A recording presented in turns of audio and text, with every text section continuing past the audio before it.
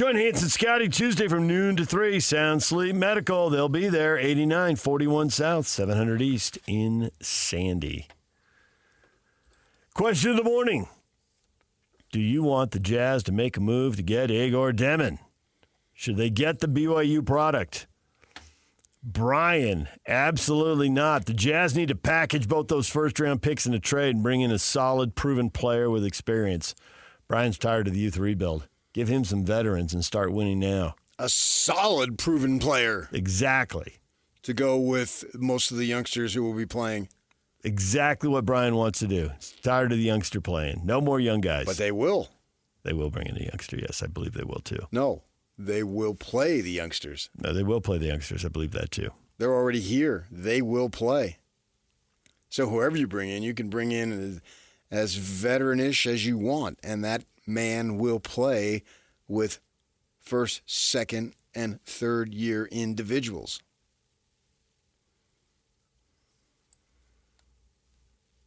Travis, Ryan Smith will do it for sure. Does it really matter what we think?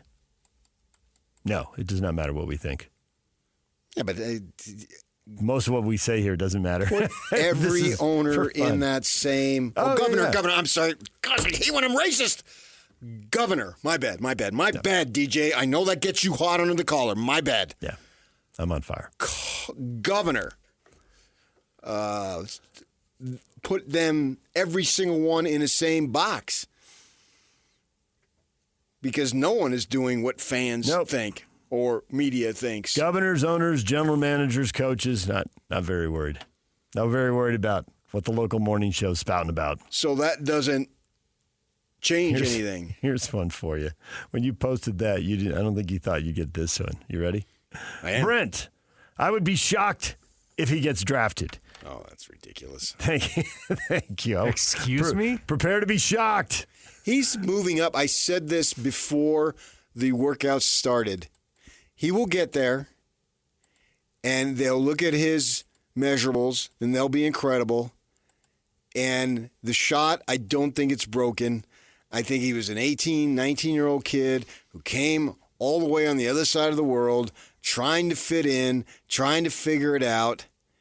Now, at the pro level, especially in these workouts, when there's nothing to figure out, it's simply go play. He's shooting with no one guarding him. He doesn't have to worry, am I raking the right play?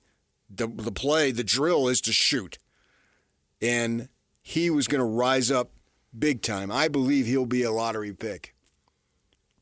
I believe you're right. But David says, Demin, is he really that good? Yes. He's not a lottery pick, I don't think. He is. I would think he is. The NBA will think he is. When there are 14 picks and they are all done, I believe his name will have been called. I'm going to go top 10. I might even go top 8. Really? This is no surprise to me that he's rising up. Get that Babcock. See if you can get that Matt Babcock who was on there talking about he's got Phoenix roots too. I think he grew up in Atlanta, but his family, it's his real big-time success story. He's a scout and puts stuff out there, does some NBA stuff. His dad and uncles wanted to get in the NBA, and he started the uncle, I think, started sending stuff to NBA teams just out of West Phoenix, very well known in the Phoenix area, and ends up his uncle, his brother, or his uncle's brothers, and then they all got in and they're all doing this NBA stuff. And he's been tweeting about Egor just rising up the stock level as far as that goes. And that's zero surprise to me. There's no guard better than he is right now on the Utah Jazz. No guard better than him. Nope. You really like Collier. I do. And you like Demin better. Yeah. I mean, you're the big thing on tall Size? players. Yeah, I know, but you don't necessarily go for that, so. Well, they both have shooting issues, so why wouldn't you go with someone who's 7 inches taller? But I don't think he'll have shooting issues. Another reason to go with him then. If he doesn't have shooting issues, go get him now. I mean, he's not going to be Steph Curry. I understand that. But I don't draft guys or project, because I don't draft anybody, but project guys on what they can't do. It doesn't make any sense to me. I'm far more worried about what they can do. Because once I assign they can't do it, you assume that's it. You assume they're not getting better. Yeah. And they're done there. Yeah. And all these guys are going to have stuff they can't do. Right. They're drafting guys so young. Yeah. And there was stuff guys couldn't do when they were drafting 21 and 22-year-olds, when the draft was all third and fourth year players. Right. Those guys still needed time to adjust to the NBA.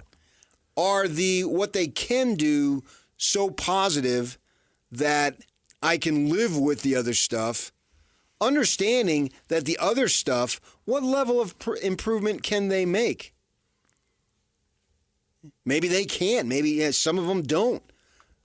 And so that's one of the reasons why I back off. Or what they can do is not good enough for me. But I think you need to look at what they can do and then what can they work on. And it's a tricky proposition because you're basically asking yourself to be some form of a seer, a revelator.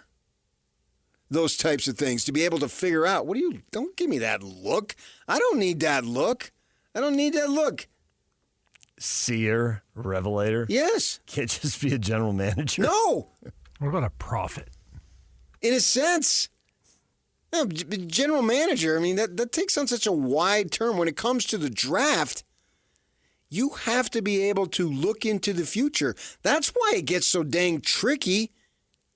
Is because it's not, all the facts aren't presented in the moment. Nope. You have to look 7 to 10 years down the road and think, what is this player going to be doing at 26, 28, 30 years old? That is so hard to do, man. To be able to figure that out. To think about that and go, you can't just go gut and you just can't go analytics. You got to have all these things. And then I think when it comes down to it, especially, if you're drafting 1, 2, or 3, you got a pretty good idea right now today. So you got weeks to figure that out. Well, when you start drafting a little later, you're wondering who's going to be gone. Yeah, you got minutes. Is somebody going to trade in front of you? And no matter what you project, that messes up all the projections. So your work is literally being done right now.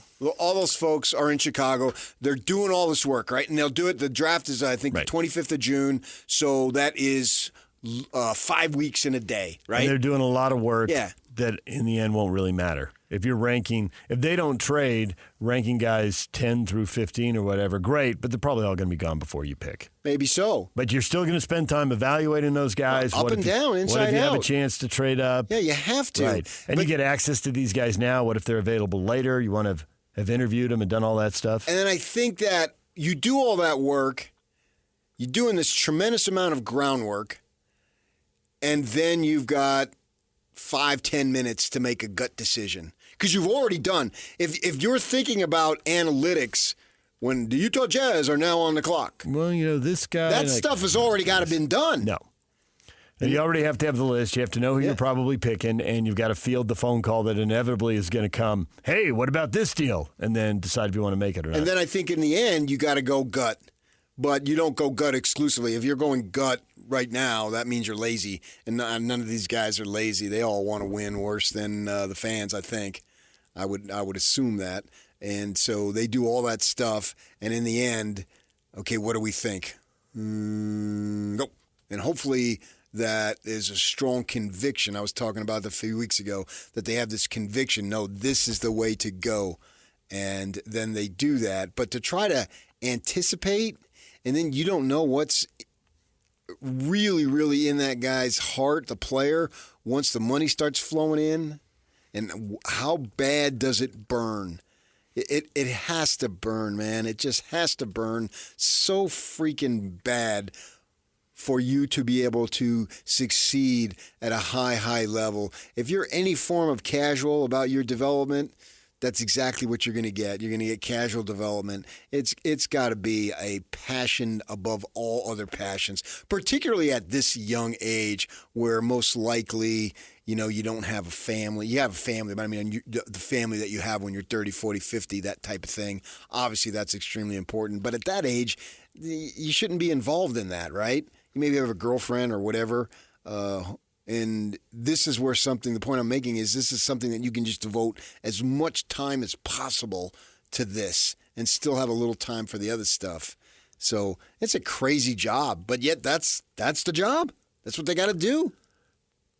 Landon says, watch BYU turn into the Jazz pipeline like Lone Peak was for BYU in the Quincy Lewis era. It won't work out well, and I hope Smith and Ainge are smart enough not to fall victim to it. Overrate your guys because you have personal relationships? Well, and you also don't have control of just bringing them in if you want to. Yeah, I don't know that that's the same. I mean, obviously, the BYU's recruiting has changed dramatically. It used to be get the best LDS guy. Now, the LDS guy, it's not an afterthought, but it is not foremost on the mind anymore. And maybe Kevin Young and his folks will bring that back, but so far in his year-plus tenure at BYU, that hasn't been the case. He's simply going after the best player, and it seems like it's irregardless of religion. I think that if there's a player who happens to be LDS that they think is good enough, they'll go after them hard. But it's the LDS influence on BYU basketball is being reduced as we speak. Caleb says, Egor Demin, that only makes sense with the lower pick. If he's available at 21, it makes absolute sense. I don't think he'd be available at 21. It doesn't seem to me. If he was 6'3", maybe. They'll have to trade to get him. They have to make some maneuver. Yeah. Right.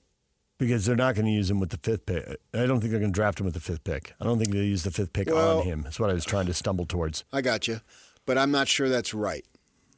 I think it's a long shot, but I wouldn't eliminate it because in my conversations with Travis Hansen weeks ago, when he kept saying he's going, I gave Yak the story. I wanted him to tweet it out, and he didn't. And some other ding-dong. I told you the night before. Don't tweet that out. No, but I told you to. I said, here's the story, young buck. I'm giving it to you. You're not as young as you used to be, by the way, so I don't know that I can call you that anymore. Okay, thanks. You're a veteran guy now in this business, so... but I gave you the story. Middle-aged buck. I gave you the story the night before, and I said, here it is. And you went Twitter silent, and you tweet about what hamburger you ate the night before. And I gift-wrapped you the story that he was going, and they felt that... it was utilized. Oh, just in your other stuff. Yes. Okay, there you go. My bad. That... It was utilized. They felt the middle-aged buck. at that time before the workout started. Yeah, but you nailed it. That'd be 5 to 15. And that's where he's projected right now by almost everybody. So you're saying there's a chance at 5? I think there is. I wouldn't bet on it, though, right now. But that could change. We still got 5 weeks to go. It's a true story. Right. So Stuff does change. This is a 5 seems high.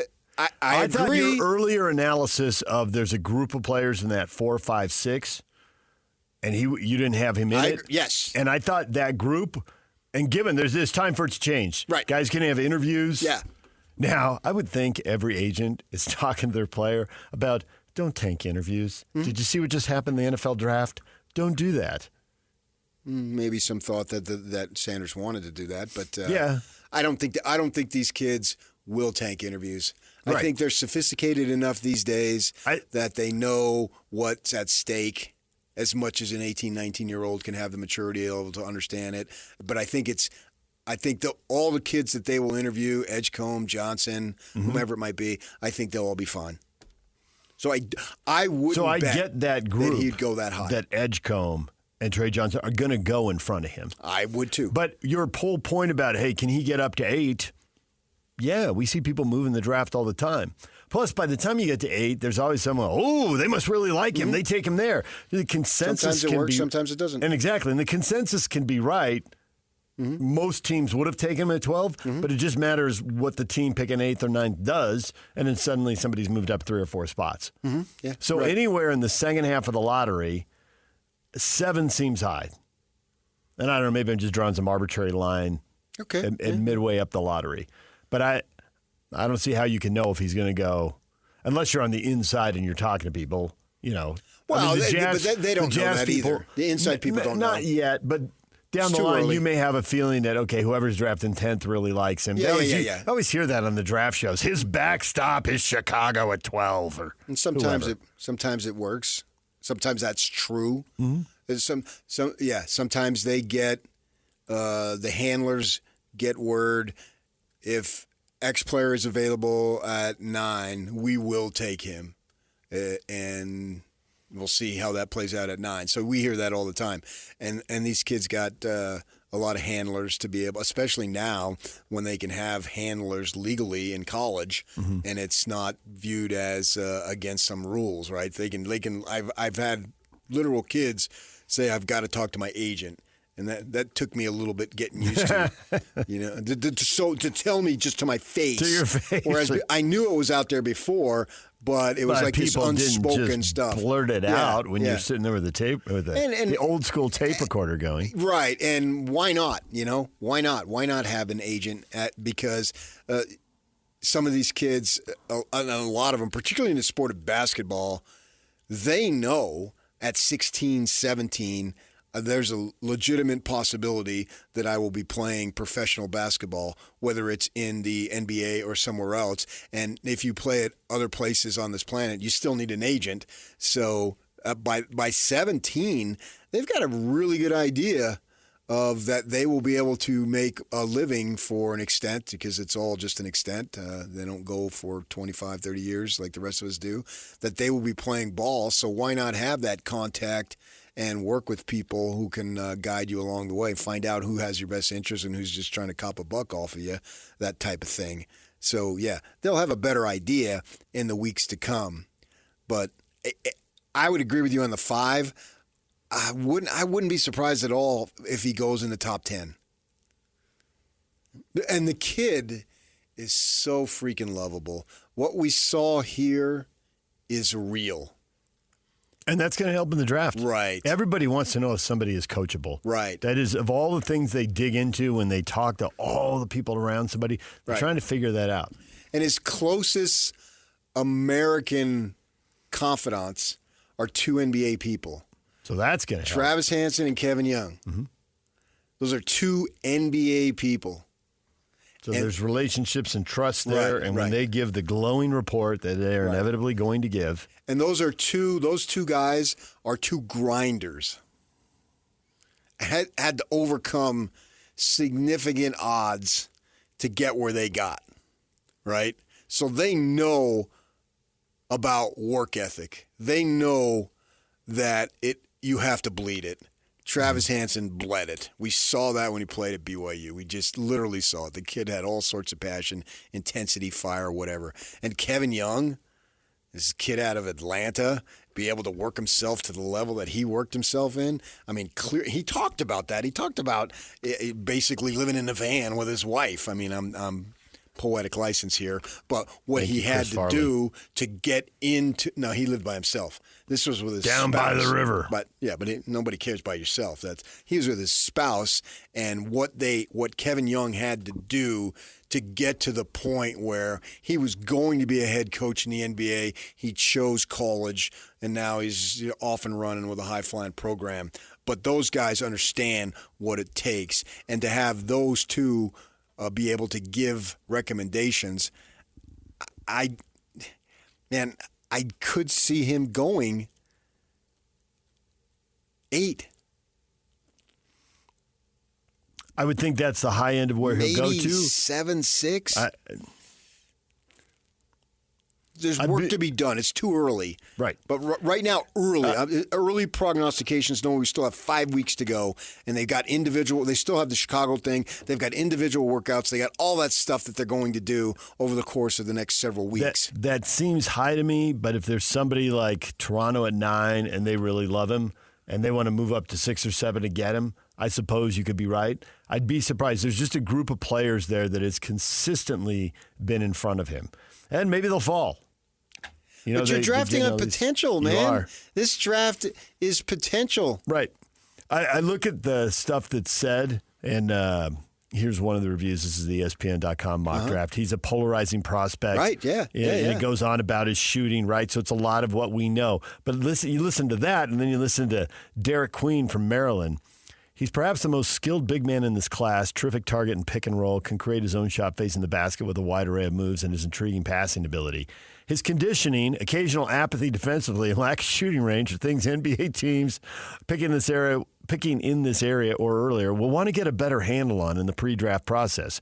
Those are some huge red flags. Conditioning, occasional apathy, it's got to burn. Okay, Yeah. Jokic was a doughboy when he came into the league. I can see him moving past. Right. But see, Queen, these guys are going to move, right? This is the difference between drafting 12, 11, 10, 9. The guys in this group are all going to move. If you decide that his conditioning is a problem, Queen falls. If you decide that you think Egor Demin's going to shoot it better, he's going to climb. But there's some of those guys, he's going to climb past Trey Johnson? No. Exactly. And I just think there's a group of guys there that he's just not going to pass. Up against. That Yeah, I get it. I get it. whole I get 4, it. 5, 6 thing. But I said 7. Okay. I said 7, 8. I'm looking at 8. I said top 10, but that's not 5. That's top 10. I get that. You think you can pass those the other Duke kids, not named Cooper Flagg, Maluch Yes. and Knipple? Well, maybe not K-Nips.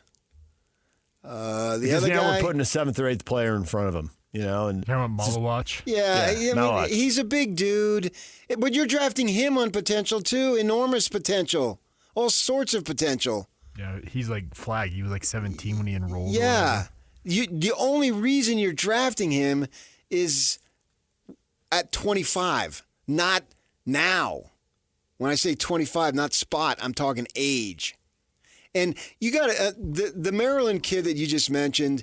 You got to be careful. You can't fall in the Ed O'Bannon syndrome where he had the great NCAA tournament. Now who did he beat when he hit that shot? Who was it? He hit that phenomenal shot in the NCAA tournament at the buzzer, and they won. Maryland won. I can't remember the. I team can see the names. shot, but I can't think of the game. Right. Was it CSU? I think it might have been. Yeah, I think it was CSU. Yeah. And because I was rooting for the Mountain West team and all that stuff, and they had a good team. That Clifford kid's a player, so you got to be careful on that. That you don't look at in the moment, because it in the moment really has nothing to do with it. Because A, the moment's gone, and B, you're looking at the moments ahead. Everything is about the future. The past gives you a form of a foundation to make some judgments. That's why they're there. The past is why they're in Chicago right now, going through all that stuff, right? But you can't get too caught up in the past, for good or bad. And this is a tough job that these guys have, to be able to project, and then when they get money, who is involved with them? Who are the hanger-oners that are going to come out of the woodwork? I told you I had lunch with Harpering once, and he's telling me about one of his teammates calls him up and asks him to buy him a car. See, I like the way you phrased that. Who are the hanger-oners? Not will there be no. Right. There will be. Right. But who is that? How does that work? Right. Yeah. And you got to know all that crap as much as you can, and you can't ever really, really know it. You know, some guys, money, whoop-de-doo, it goes over here. I'm not interested in the money now. That's, I'll buy my parents a car. I'll pay off their mortgage. We all see that, and those are heartwarming stories. But, Steve Young, he didn't cash the checks. They said Jay Leno, he never cashed the Tonight Show checks.